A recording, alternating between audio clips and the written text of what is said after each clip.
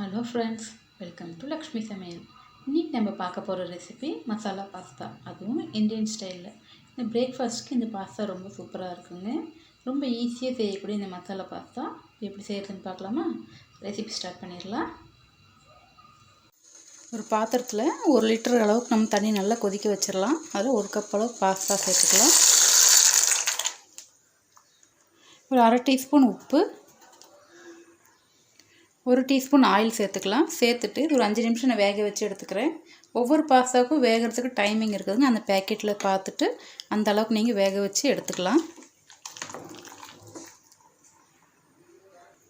நல்லா ஹை ஃப்ளேமில் வச்சு ஒரு 5 நிமிஷம் நல்லா வேக வச்சு எடுத்துடலாம்.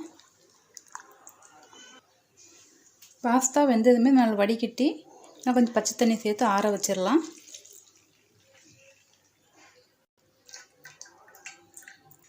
ஒரு கடாயில் ஒரு 2 டேபிள் ஸ்பூன் அளவுக்கு ஆயில் சேர்த்துக்கலாம்.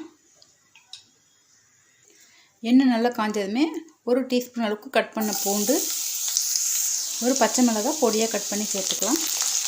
சேர்த்துட்டு அடுத்தது ஒரு மீடியம் சைஸ் வெங்காயம் பொடியாக கட் பண்ணி சேர்த்துக்கலாம். ஒரு 1 நிமிஷத்துக்கு வெங்காயம் நல்லா வதக்கி விட்டுருங்க.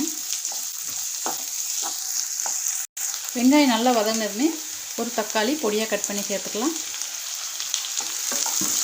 தக்காளி நல்லா வதங்கி வரட்டும்.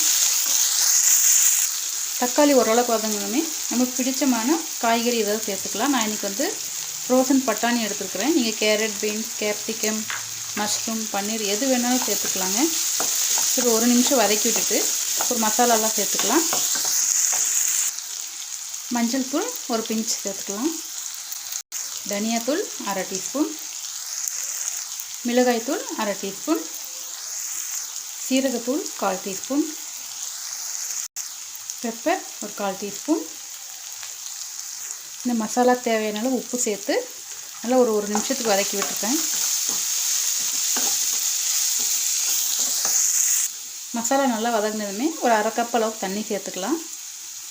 தண்ணி சேர்த்துட்டு ஒரு 1 நிமிஷம் நல்லா கொதிக்க விட்டுடலாம். மசாலா பச்சை வாசனை போகிற வரைக்கும். மசாலா நல்லா வெந்ததுமே நம்ம வேக வச்சு எடுத்த பாஸ்தா சேர்த்துக்கலாம். பாஸ்தா சேர்த்து நல்லா கலந்து விட்டுருங்க. மசாலா நல்லா கலந்து விட்டுட்டு கடைசியாக கொஞ்சமாக கொத்தமல்லி, 1 டீஸ்பூன் அளவுக்கு லெமன் ஜூஸ் சேர்த்துக்கலாம். சேர்த்து நல்லா கலந்து விட்டு எடுத்தோம்னா டேஸ்டியான Indian style masala pasta ready. நீங்கள் வீட்டில் ட்ரை பண்ணி பாருங்கள்.